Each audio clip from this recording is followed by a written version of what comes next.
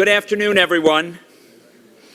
For those of you that I haven't met, my name's John Hennessy, and I'm currently the serving president of Stanford, and the person who got to introduce our new Nobel Prize winner this morning, which was a wonderful occasion and a reminder. I think what was remarkable about this is an individual who's been working on this one problem for a long, long time. And I think it was a reminder of one of the wonderful things that happens in universities and the ability of faculty and our ability to support faculty working on important problems for a long, long time. He was describing, the question that always comes up at a Nobel Prize press conference is, can you tell Joe Sixpack what your discovery is good for? And because this G receptor protein is involved in signaling between small protein structures and large protein structures inside membrane, he said, well, without it, you don't smell, you don't see, and you don't taste. And that got it across. I'm pleased to be here today and welcome you to the first of two Tanner lectures on human values given this year by William G. Bowen, President Emeritus of Princeton University, as well as President Emeritus of the Andrew W. Mellon Foundation. We're pleased to offer the Tanner Lectures at Stanford.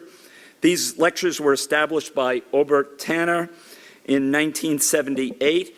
Obert was associated with a number of different universities, including both Princeton and Stanford, through himself or his family, and he provided the opportunities to create these lectures and invite internationally known individuals to come speak on issues related to human values and the human condition in the broadest sense. I'm looking forward to President Bowen's remarks today, but before introducing him, I want to recognize the people who've organized this year's lectures, members of the Program in Ethics and Society, and the Tanner Lectures Steering Committee. Thank you for all your hard work in putting together this program. Now, today's lecturer. In addition to establishing this series, Professor Tanner hoped that it would, and I quote, contribute to the intellectual and moral life of mankind and provide a better understanding of human behavior and human values. And certainly, Bill Bowen's long history of work has done that. Author of more than 20 books and one of the nation's most respected academic leaders, over the course of his career, he has consistently tackled the most difficult issues in higher education and sparked important conversation about its principles and its practices. The first in his family to attend college, Bill Bowen earned his undergraduate degree from Denison University and his doctorate from Princeton. In 1958, he joined the faculty at Princeton, where he was a professor of economics and public affairs. He became provost in 1967, and 5 years later, the first economist to be named president of the university. It was a great decision for Princeton. Under Bowen's leadership, his alma mater weathered the financial crises of the 1970s and emerged a stronger institution. He is known for his prodigious work ethic and his incredible energy. In 1988, when he was named president of the Andrew W. Mellon Foundation, a friend and colleague at Princeton told the New York Times, Bill is extraordinarily compulsive and energetic, attending to every detail. I don't know how he will turn his new position into a 20-hour-a-day job, but if anyone can, it's Bill Bowen. He led Mellon until 2006, a period marked by an increase in the foundation's activities, particularly in higher education and information technology. One of his key initiatives was JSTOR, a searchable archiving of journals created with foundation support. JSTOR and other electronic archiving efforts have been of critical interest and importance to the Academy. And Bill's leadership has really helped establish new principles, new directions, and ensure that scholarly work will be preserved in the future. They now are embodied in the nonprofit ITHAKA, which continues this work. Bill is a prolific author. He's examined topics ranging from the benefits and challenges of collegiate sports to the intersection of socioeconomic status and college admissions. Reflecting his training as an economist, his analyses are data-driven, his insights informed by this deep understanding. I find his insights to be incredible. Not only do you have insights into how our institutions operate, but backed up by real data, which convinces many people of the depth and importance of these insights. In his award-winning book, The Shape of the River: Long-Term Consequences of Considering Race in College and University Admissions, he and co-author Derek Bach, former president of Harvard, examined the effect of race-sensitive policies on 45,000 students of different races, looking at their academic achievement, employment, and personal histories over time. The Supreme Court should be reading this book right now. In the U.S. News and World Report, David Gergen described The Shape of the River as, and I quote, "the most comprehensive study ever done of affirmative action in higher education, and it demands the attention of anyone who cares about American universities." And what did the data reveal? Well, a stunning and novel insight, that the beneficiaries of affirmative action had the most to gain from education at our top universities, and that their subsequent contributions clearly justified the opportunity they were provided. In a pair of books, The Game of Life and Reclaiming the Game, Bowen explored the role of athletics in our top colleges and universities and documented a growing divide between student athletes and students at large. The divide is characterized by markedly lower academic performance of student athletes, as well as factors such as choice of major and participation in other academic activities. The book served as a wake-up call to our colleges and universities about the role of athletics.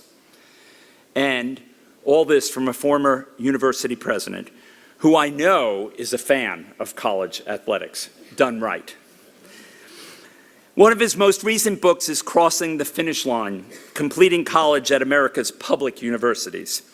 In this book, Bowen provides clear evidence that socioeconomic status is a large factor in determining who becomes a student and who graduates at our public universities. The absence of students from families in the lower quartile of economic income in our best universities and their low completion rates of students in less prestigious universities surprised many in the higher education community. Bowen's work was actually a direct inspiration for some of the projects we've gotten involved in. In particular, a project led jointly by our colleague, Carolyn Hawksby, together with Professor Sarah Turner of the University of Virginia, with about a dozen other institutions. The project aims to explore ways to stimulate additional applications from highly qualified, low-income students who we would like to have in our best universities. Perhaps I can best sum up Bill Bowen's contributions by saying that I have read more books from him than from any other current or former university president. In fact, I think if you looked at my list of reading in the nonfiction area over the last 15 or 20 years, you would find Bill Bowen in the list of top 10. And he'd be the only economist in that list. Over the course of his career, Bill Bowen has distinguished himself as one of the nation's most influential and thoughtful academic leaders. We have all benefited from his prestigious energy and his inability to ever think about retiring. And so it is with great pleasure that I look forward to his Tanner Lectures, in which he will examine the cost disease in higher education. He'll look tonight he will focus on the productivity problem in higher education. Tomorrow at 10 a.m., he will join me and Howard Gardner, professor from Harvard, for further discussion about this topic. The second Tanner Lecture will be held at the same time tomorrow in the same place here, where Bill will discuss prospects for an online learning fix. And on Friday morning at 10 o'clock, he will join Andrew DeBalco, Director of American Studies at Columbia University, and Daphne Kohler, Professor of Computer Science here at Stanford, and co-founder of the online learning platform company Coursera, in a discussion seminar. Both those discussion seminars will be held in the Lucas Conference Room in the Landau Economics Building, a few minutes away from here. Now, please join me in welcoming our friend Bill Bowen to Stanford.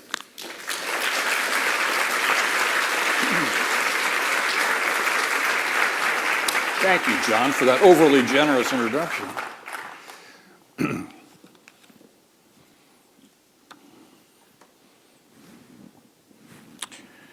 I don't know how that happened. Better. John, thank you very much for that overly generous introduction. It's a great privilege to be back here in Palo Alto and at Stanford and to see again so many old friends as well as a number of new faces. As my wife keeps reminding me, I have a Don Quixote-like tendency to flail away at windmills, to take on topics such as race in America and affirmative action, insidious problems with college sports at all levels, which cause me to cringe whenever the NCAA refers to its legion of student athletes, and yes, the unforgiving economics of labor-intensive industries such as the performing arts and higher education. But my DNA is what it is, and so I am now adding to this list the potential implications of online learning for college costs. Context matters, and I will begin in this first lecture by outlining as succinctly as I can aspects of the economics of higher education that are relevant to my topic. Trends in costs, the cost disease, and how to think about changes in productivity. Other forces, some deeply ingrained in the fabric of higher education that also push up costs, and then growing worries about affordability, especially in the public sector. Then, in my second lecture, I will tell you what I think, or better said, what I suspect, about the variety of approaches to online learning that are everywhere present, including, of course, at Stanford and at Stanford spin-offs. Is there, as President Hennessy has suggested, a tsunami of some ill-defined kind coming? Is it realistic to imagine that online learning is a fix, at least in part, for the cost disease? These are the questions. I will try to maintain a system-wide perspective in addressing them. Cost trends, the cost disease, and productivity in higher education.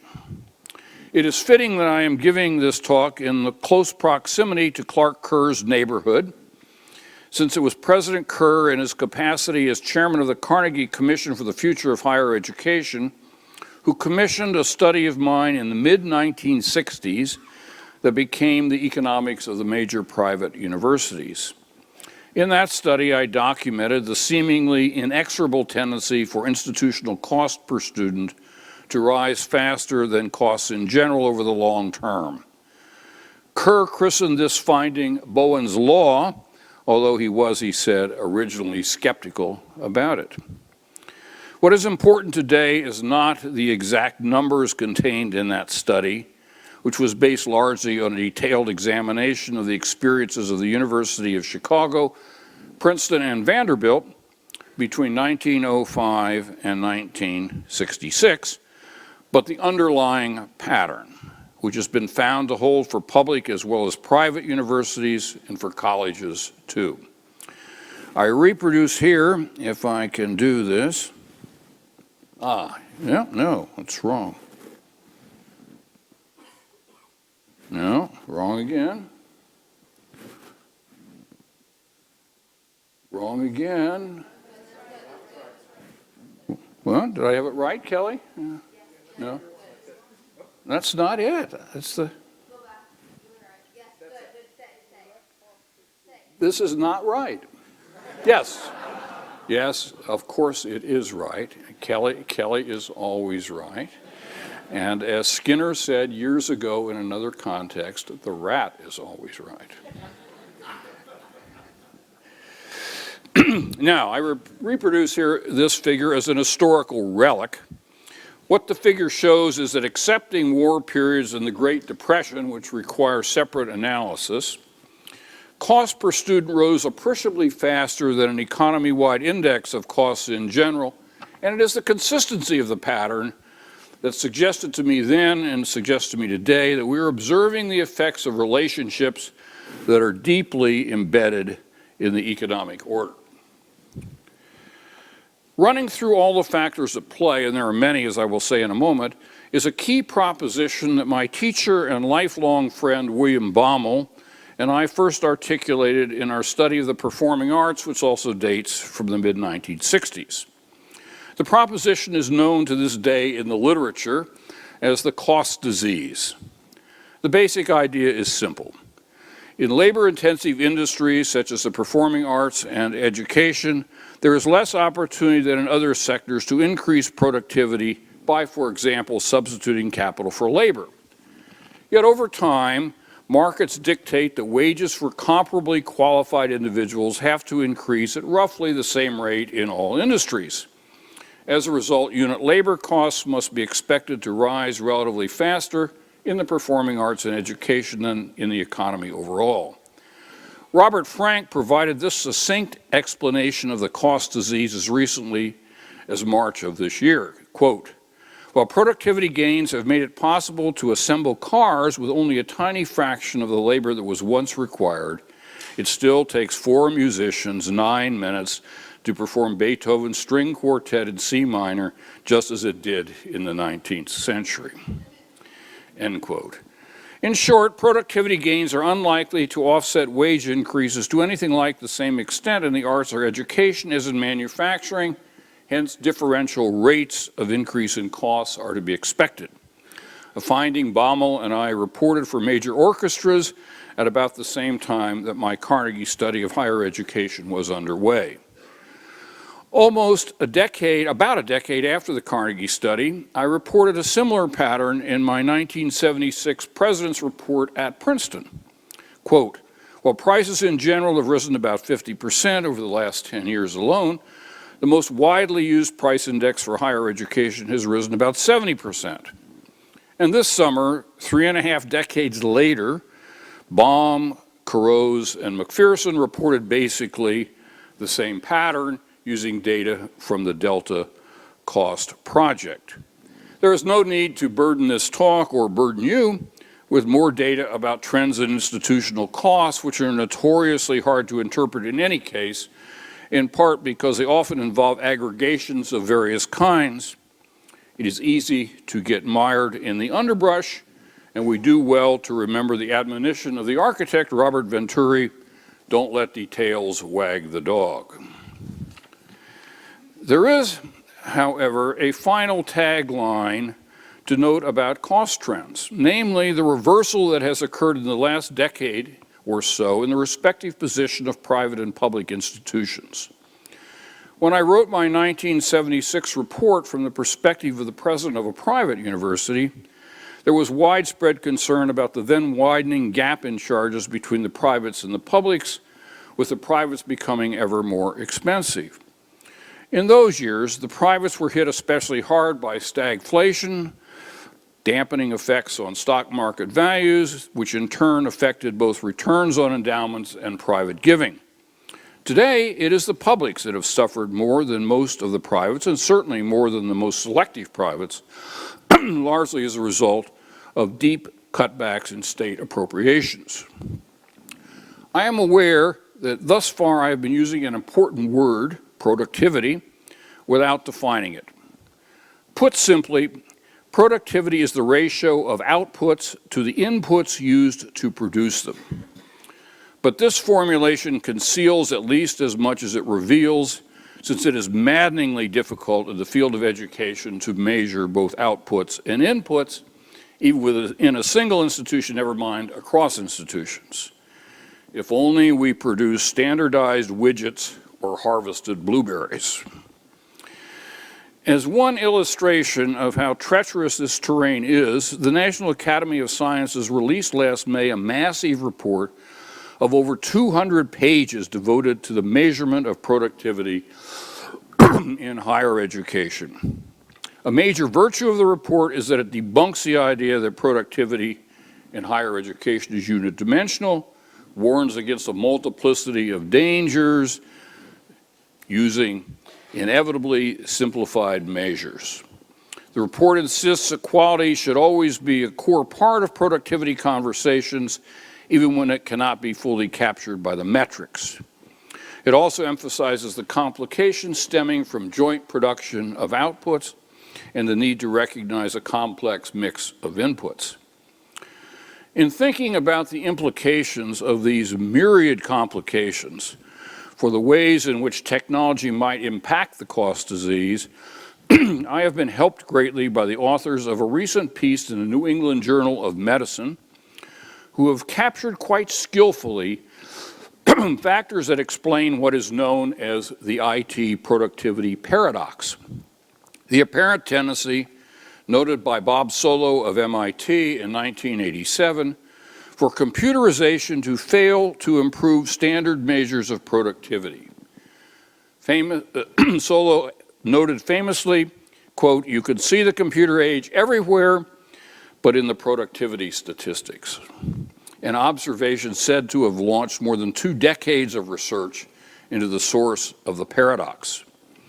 The authors of the New England Journal article argue that explanations for the IT productivity paradox fall into various categories. I'm going to need some water, Kevin. Thank you. Thank you. Under the heading of mismeasurement, they note that important dimensions of service output, such as accessibility and convenience, factors that are greatly improved by IT, are difficult to quantify and are rarely captured by productivity metrics. For example, ATMs increased consumer convenience in banking, but this increased convenience and all the time saved was not captured by traditional measures of productivity. The authors go on to point out that, and now I quote, "In terms of mismanagement, the introduction of new technologies usually forces re-examination of the assumptions that underpin less productive processes." The authors then give a telling example concerning the introduction of electricity in manufacturing. Quote, "Early on, factories simply swapped large electric motors for water wheels and steam engines, but retained inefficient belt and pulley systems to transmit power from the central power source. Real productivity gains came only after manufacturers realized that many small motors distributed throughout a factory could generate power where and when it was needed." End quote. This discussion aimed at the health industry resonates with uses of IT in education. You will think of examples as readily as I can, including the tendency in the early days of online teaching simply to mimic typical classroom teaching methods rather than re-engineering the teaching process as a whole. From the standpoint of our interest in the cost disease, it is critical to keep in mind that the productivity ratio has both a numerator and a denominator. Productivity improvements can be either output enhancing, raise the numerator, or input conserving, lower the denominator. It seems evident that information technology has been extremely consequential in higher education over the last 25 years or so, but principally in output enhancing ways that do not show up in the usual measures of either productivity or cost per student. There has been an especially big impact on research output. Data management systems, powerful number crunching capacities have permitted research that would have been simply impossible otherwise. Work in particle physics, studies of the human genome system are but 2 examples from the physical and life sciences. To cite a much more mundane example from the social sciences, the work that Derek Bach and I did on race-sensitive admissions would have been impossible without the construction of the College and Beyond database. More generally, advances in communication, the development of networks, of systems for managing text and exchanging perspectives with colleagues at a distance, have revolutionized how papers are prepared and revised again and again and again. Yet these innovations do not show up at all in the usual measures of output. Technology has also led to dramatic improvements in the scholarly infrastructure. If I may again cite activities that I know well, the creation of JSTOR, which John mentioned, a highly searchable electronic database of scholarly literature, has changed fundamentally the way scholars use the back files of journals and has had profound effects on libraries. Similarly, ArtStore is a digital repository of high-quality images that permits art historians to study, for example, images of a Bodavasta on the wall of a cave in Dunhuang, on the Silk Road, alongside images of the same Bodhisattva on a silk painting in the Guimet Museum in Paris. It is worth emphasizing that these benefits generally do not accrue to the institution that made the investments necessary to realize them. For example, the extraordinary time savings for scholars made possible by both JSTOR and ArtStore do not prompt the institutions that employ the scholars to harvest these savings by, for example, increasing teaching loads. Unimaginable. Although faculty and students have certainly benefited in many ways from easy internet access, relatively little has happened with respect to classroom teaching until quite recently. In my second lecture, I will suggest that we're only at the beginning of the kind of re-engineering that could in time transform important parts, but only parts, of how we teach and how students learn. Most fundamentally, I will argue that we need to improve productivity through determined efforts to reduce costs, that we need to focus more energy on lowering the denominator of the productivity ratio. Now I shift. As important as I believe the cost disease to have been and to be in putting upward pressure on instructional costs, I obviously do not think it is the sole villain. Let me now mention three other factors, and I will be cryptic. First, inefficiencies. I am not one of those who looks with disdain at how poorly managed colleges and universities are often alleged to be. I have seen too much of other organizations in all sectors, including the for-profit sector. Still, it is hardly surprising that the severe financial pressures of our time have led to renewed calls for more business-like approaches. It is also true that educational institutions are good at adding things, but not good at subtraction. Fixed costs are often truly fixed, cutting-edge laboratories in specific fields. Moreover, universities are collections of highly specialized talents that cannot be readily shifted from, say, teaching Russian to teaching Spanish. Institutional rigidities are facts of life that in many, though hardly all cases, derive from the very nature of the academic enterprise. It is harder, however, to defend antiquated organizational structures such as centers of one kind or another that are notoriously difficult to dismantle even when they have ceased serving their purposes. A still more controversial aspect of alleged inefficiencies on the academic side of the house is the scope of program offerings, use of cross-subsidization, reluctance to use differential tuition pricing, duration costly offerings, and so on. Now, the value propositions here are hotly contested, and I can do no more than recognize the importance of them in this discussion. Second factor, an ingrained desire to buy the best. Institutional proclivities are a powerful factor of a very different kind. Charles Clotfelder, in his detailed case studies of costs at elite universities, found that there was a determination to spend whatever it took to excel. There is indeed a deep-seated commitment to enhancing institutional reputation.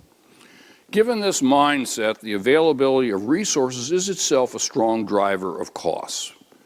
Larry Bacow, former chancellor of MIT and former president of Tufts, has said that at MIT, and I quote him, "The mentality was to do what we needed to do to make sure our students mastered the material regardless of costs.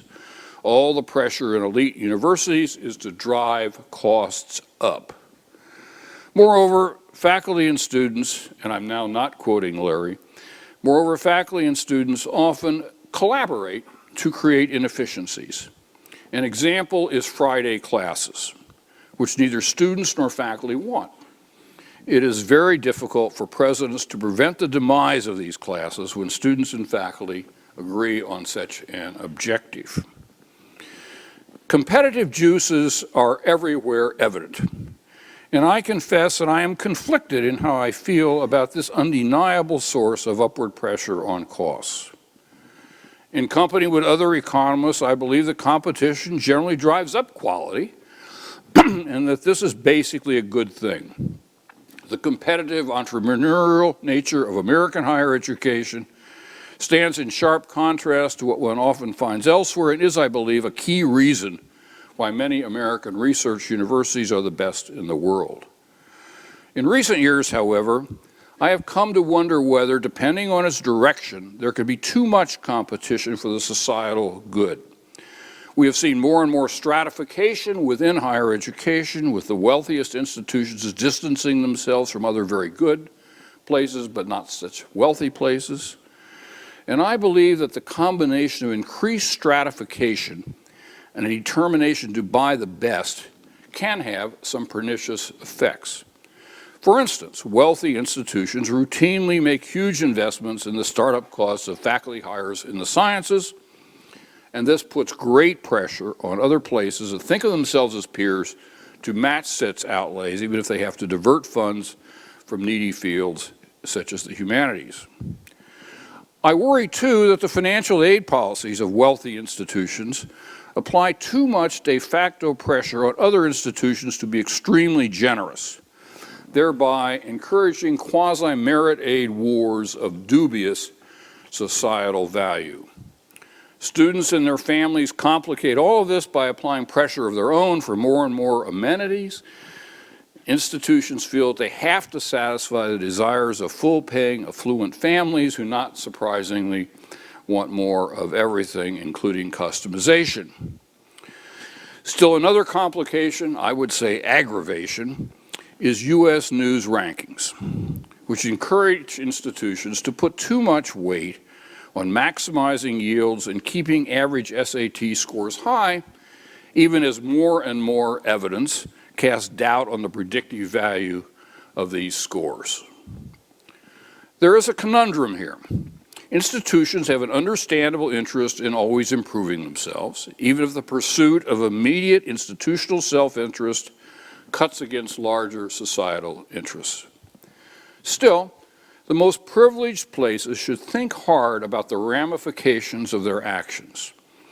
When I spoke at the installation of Morty Shapiro as president of Williams College, another privileged place, I used a quotation from the Midrash Tanhuma, quote, "The rich should ever bear in mind that his wealth may merely have been deposited with him to be a steward over it, or to test what use he will make of his possessions." There is a stewardship responsibility. Moreover, American colleges and universities are so fiercely competitive that I think consideration has to be given to benign forms of collusion and even some regulation. Reluctant as I am, as John will know, even to mention the NCAA in any kind of quasi-favorable light, I think we should acknowledge that there is value in obligatory academic requirements, minimal as they are, for participation in college sports. I also think that some years ago, the Justice Department did us all a disservice in applying simplistic notions of antitrust regulation to well-designed efforts to ensure that limited financial aid resources were in fact distributed on the basis of agreed notions of financial need. As another example, Larry Bacow has suggested that universities might consider limiting tenure to some number of years. The objective would be to combat the costly and sometimes corrosive effects of the end to mandatory retirement. Now, at this point, a confession. Many years ago, when I was a beginning graduate student, I was one of those who objected to mandatory retirement, which was legal at the time. I was in the last class that the brilliant economist Jacob Viner ever taught at Princeton on the history of economic thought. Summoning up all my courage, I went into Professor Viner's office to complain about his impending retirement. Viner gave me one of his most piercing looks and said with a twinkle in his eye, quote, "Mr. Bowen, most of what you say is true. I am at the peak of my powers, smarter than all of my colleagues, and it would be a shame if future Princeton students were deprived of the opportunity to learn from me. But he added, your conclusion is wrong. I should be forced to retire. I tell you why.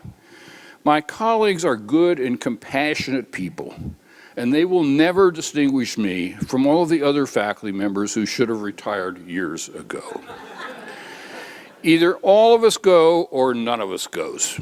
It is much better that all of us go. The end of the story is a nice one. Professor Viner did have to retire from Princeton, but he went on to teach at leading universities all over the world until his death. There is a place for well-considered rules, especially when they allow markets to work, as in Viner's case. More generally, I believe that there is a need for a thoughtful study of situations in which some collusion is a good thing, as well as situations in which collusion is injurious. Back to the implications of the relentless pursuit of reputation.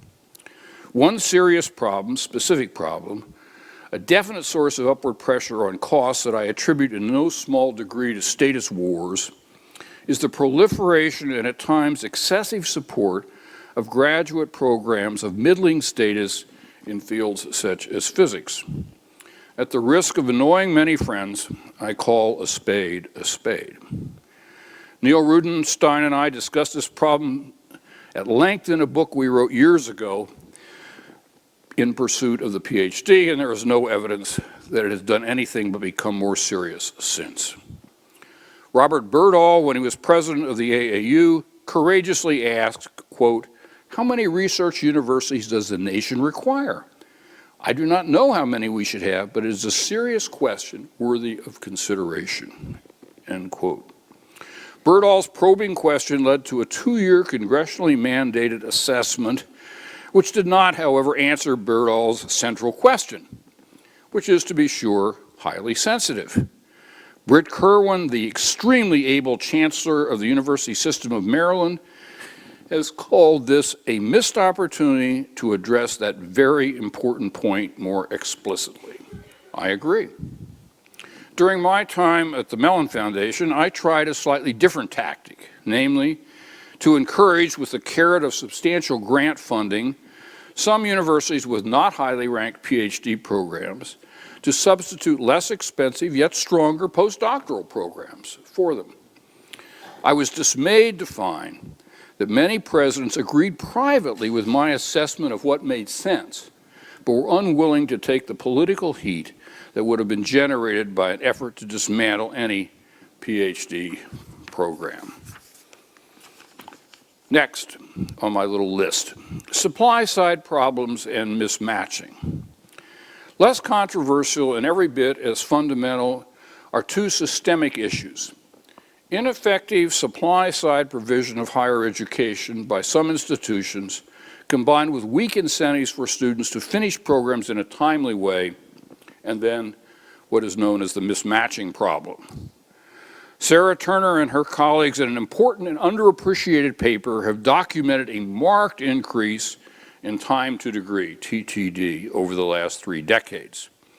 It takes longer, if it takes longer for students to complete their degrees, and if large numbers never finish, the implications for productivity are clear. As someone observed, the most expensive degrees are those that are never obtained. Or one might add, the ones that require 5, 6, or more years to obtain. Lengthening time to degree could, of course, be the result of an influx of poorly prepared students, but Turner and her colleagues have demonstrated rigorously that this is not the main source of the problem. Indeed, they found that the increase in TDD is localized among those who begin their post-secondary education at public colleges outside the most selective institutions. A combination of declines in collegiate resources at these places and a tendency for students to work more hours at the expense of finishing their studies is at the root of the problem. There is abundant evidence that undergraduate students who fail to graduate in 4 or 4.5 years often take more credits than they need, in part because of inadequate guidance, starting and stopping majors, lack of places in gateway courses. Student attitudes are another part of this problem. A recent graduate of a highly selective flagship university in our Crossing the Finish Line study said that at his university, graduating in 4 years was like leaving the party at 10:30 p.m. But we are starting to see reports that schools are now addressing the problem of long TTD more aggressively, and that's, I think, all to the good.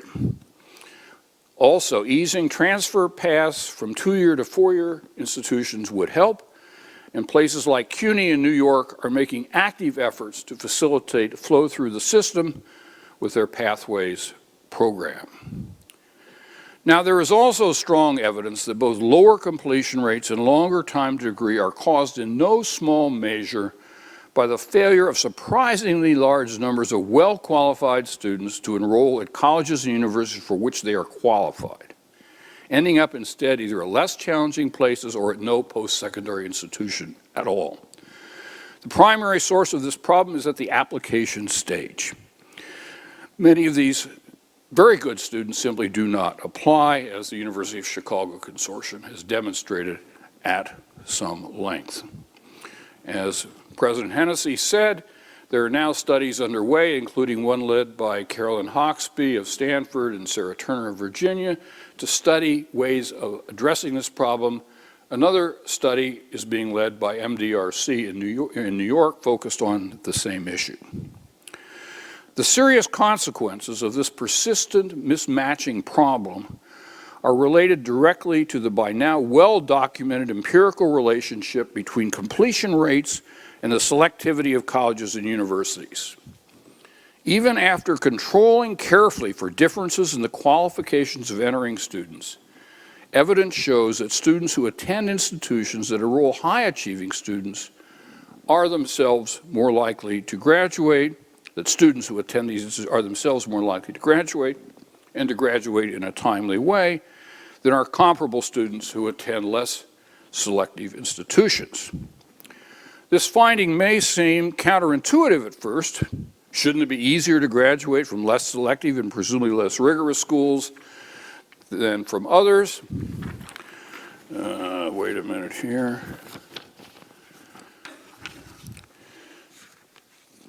It is intuitively strange, but it is correct. Presumably, peer effects, differences in expectations for graduation, opportunities to work closely with faculty, and institutional resources such as libraries and laboratories are very important. I've already mentioned the efforts that are now underway to find a fix to this problem, and we shall have to see if they succeed. But meanwhile, mismatch unquestionably adds to costs and reduces productivity. Now, my last topic is affordability. The word affordability has achieved iconic status and become a part of the ad wars in the current presidential campaign. In higher education, is higher education affordable today for students and their families? Will it be affordable tomorrow? These are key questions to ponder, but they do not lend themselves to simple answers. This is murky terrain, and I hope you will be pleased to hear that I intend to ride roughshod over it. I will note commonly cited numbers and emphasize a limited number of key points. At the root of much of the discussion of affordability is a well-known fact that state appropriations per student have declined sharply in recent years. According to one study, the state appropriation share of the total receipts of public colleges and universities fell from 32% in 1980 to 18% in 2009. Particularly in recent years, net tuition at public universities has risen faster than per student costs, at the same time that these universities have experienced reductions in state and local support. Public systems seeking to avoid cutbacks in enrollment to maintain quality have had little choice but to raise charges. Net charges have increased less rapidly than sticker prices, because of both efforts to pinpoint financial aid and the substitution of some federal dollars, including stimulus aid. Still, net tuition as a percent of total educational revenue in public higher education rose from 23% in 1986 to 43% in 2011. Aha, it worked. Yeah, it was supposed to go back. That's fine. Thank you. My wife is always helpful, as you can see. Furthermore, as Joseph Stiglitz, chief economist of the World Bank, has emphasized, parents' ability to pay without resorting to debt is declining. Economic factors, economic pressures in the economy have really taken a toll, and those who complain that college prices rise faster than median family income should realize that what's happened to median family income is part of the explanation. At the same time, it's important to recognize that these trends have not led most students and their parents to conclude that college is not for them or is simply beyond their reach. Indeed, 83% of college students and parents participating in a recent survey strongly agreed that education is an investment in the future, and a majority said they were willing to stretch themselves financially to make this possible. Strong demand for higher education appears to be ever present, but it would be useful, and here's a research question, for us to study empirically how students and their families have actually revealed preference to the increases in public tuition that we've seen in recent years. There are no real studies. We get closer to the core of affordability concerns when we recognize that the combination of upward trends in charges, deteriorating family circumstances, has led to a large increase in student debt, which, as has been widely reported, now exceeds credit card debt. Yes.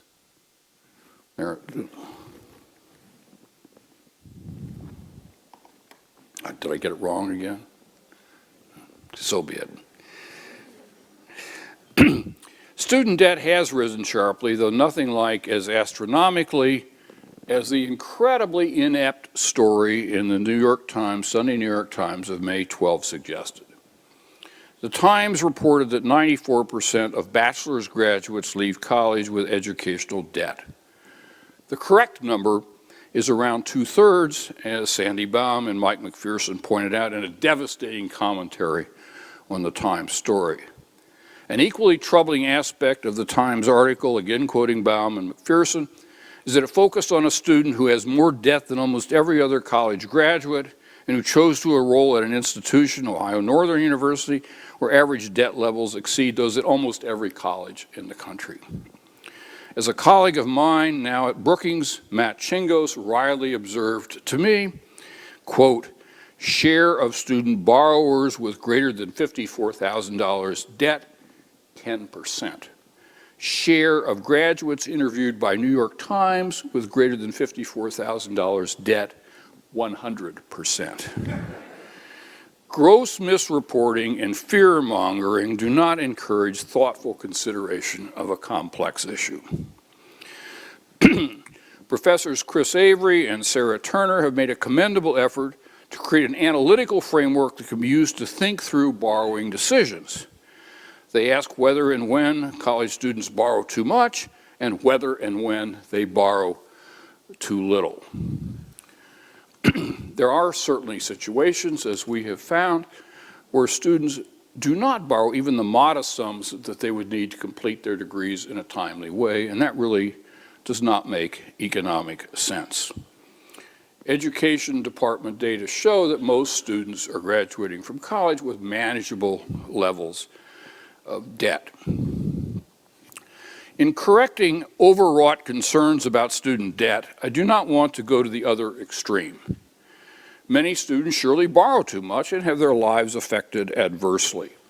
There is evidence that high debt may make students less likely to choose a lower paying job, and this is one reason I favor combining loan programs with forgiveness features that take account of job choices.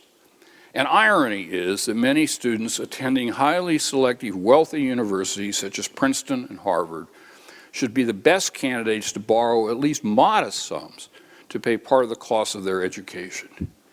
Yet these are the very institutions that, for what are surely praiseworthy reasons, have elected to adopt grant-only financial aid programs. Reluctance to take on even a modest amount of debt can have a sizable impact on college choice and contribute to the mismatch problem I mentioned earlier. Where one goes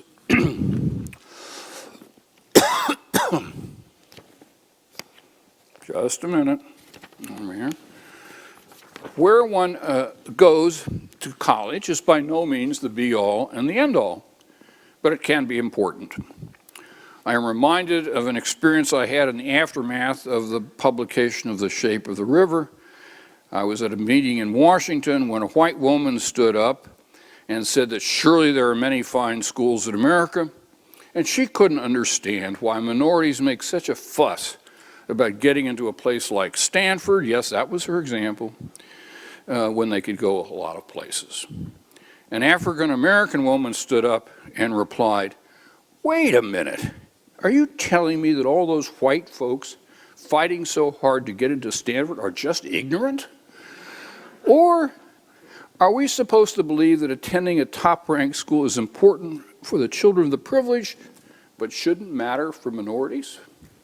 Well, there was dead silence. Interestingly, evidence in The Shape of the River shows that the gains associated with attending the most selective schools are, if anything, greater for minorities than for whites. Is there a serious problem in trends in costs and in affordability, even a crisis? There are certainly reasons to think so. Among measures of educational outcomes, more and more attention is being focused on completion rates. Yet in spite of President Obama's exhortations, various Department of Education initiatives, and vigorous efforts by Gates and Lumina foundations among private players, there is no evidence that levels of educational attainment in the U.S. are rising to match the progress made in other countries. Moreover, serious questions have been raised regarding the capacity of America's higher education system to deliver on a second core mission, to enhance mobility and serve as a powerful equalizer, as an engine of opportunity. Scholars have found evidence that achievement gaps between rich and poor children have been increasing, not closing. There are also numerous voices, including those of at least one consulting firm, saying that many colleges and universities, including even prestigious ones, are on financially unsustainable paths. One of our esteemed leaders in higher education, whom I mentioned a moment ago, Obert Clark at the University of Maryland, has been warning for some time that we are indeed in perilous times. Speaking before the AAU in the spring of 2010, he said, "We are in a period of fiscal famine, experiencing unprecedented resource trauma that threatens the ability of many, if not most, of our institutions to carry out their core missions." I agree with Chancellor Kirwan's assessment, but I would add, and I don't think he would disagree, that it is easy and wrong to underplay the staying power and the resiliency of colleges and universities, a lesson that history teaches us. Nor should we blame the inexorable workings of the cost disease for whatever grim prospects seem to lie ahead. In a new book, William Baumol, Indefatigable Person, explains clearly that the same economy-wide increases in productivity that are at the root of the cost disease difficulty raise overall wealth and generate additional resources that could be used to pay the rising relative costs of activities in labor-intensive sectors such as education, if we were to choose to spend them in this way. As Baumol notes in his introduction, this proposition about possibilities was first explained to him by the renowned Cambridge economist Joan Robinson many decades ago, but even Baumol did not immediately recognize its full implications. Future prospects come down to priorities. Could is not the same as will. The key question then is whether we will choose collectively to invest the fruits of overall productivity gains on goods such as quality education. My verdict, not likely. It seems to me, as to many others, that people in general are just fed up with rising costs, and especially rising student charges, however understandable the reasons for them may be. As a very sober overview paper by Baum, Caros, and McPherson puts it, quote, "The anger and resentment expressed toward college leaders appears to be growing, despite the limited ability of those leaders to make college cheaper quickly without lowering quality in ways that will disappoint the same people who decry higher prices." They add, "Americans as a whole seem extremely reluctant to accept the idea that they should pay more in order to provide more education to more students. Instead, the prevalent view seems to be that colleges and universities, especially those in the public sector, should simply find ways to do more with less. If nothing else, sheer political prudence requires colleges to redouble their efforts to accomplish just that and undertake those efforts in the most visible possible way," end quote. No part of higher education is immune from the consequences of ignoring this rising tide of anger and resentment.